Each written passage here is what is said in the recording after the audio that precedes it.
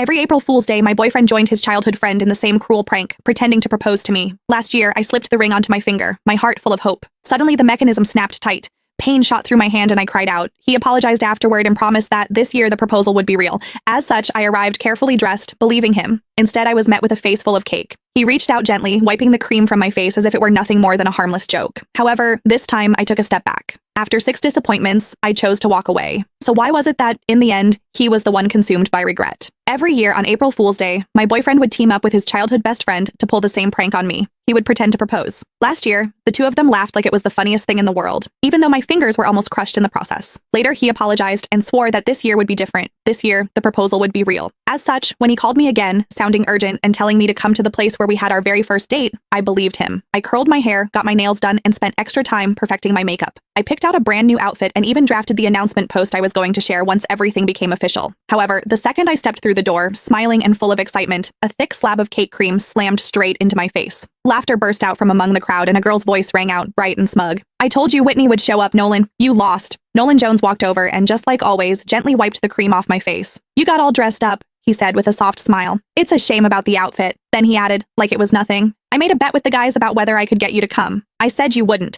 If I won, I'd propose tomorrow. If I lost, I'd propose next year." He looked at me, still smiling. "Sorry, since you showed up, I guess we're not getting married this year after all." I stared at him quietly. "So, you do know what tomorrow is?" He let out a careless laugh. "Of course I do. It's our 6-year anniversary. How could I forget?" The cream clung to my face, sticky and cold. At that moment, something inside me went completely numb. Our anniversary did not even take precedence over a prank, just like I could never beat her. I slipped off the plain couple's ring I had worn for 6 years. "Then let's break up." The sharp, clear sound of the ring hitting the floor cut through the room, and everything went silent. Nolan frowned a little. "Don't make a big deal out of this. It's just some cream. I'll wash it off for you later. You know Sylvia used to go way harder than this. She's already holding back." He glanced at the others. "It wasn't easy getting you here. Don't make it look like I can't even have fun just because I'm in a relationship." Sylvia Lowell made a face, looking upset. "Whitney, it's just a joke. If you don't like it, we'll stop, okay? Why are you talking about breaking up over something like this?" "See, I told you Whitney can't take a joke," someone else said. "You insisted on calling her, now look at what's happened." Sylvia huffed and sat on the couch. The mood shifted instantly. The way everyone looked at me turned cold. She was the only girl in their group, the one everyone spoiled. As long as she was unhappy, everyone would rush to comfort her, Nolan included. The first time I met her, she organized a game of truth or dare. When other people got dared, it was just something a little embarrassing. However, when it was my turn, they asked me to do something way out of line in front of everyone. All I said was that it was too much and I did not like it. Sylvia's eyes immediately turned red and she ran out of the room. Everyone ran after her, Nolan too.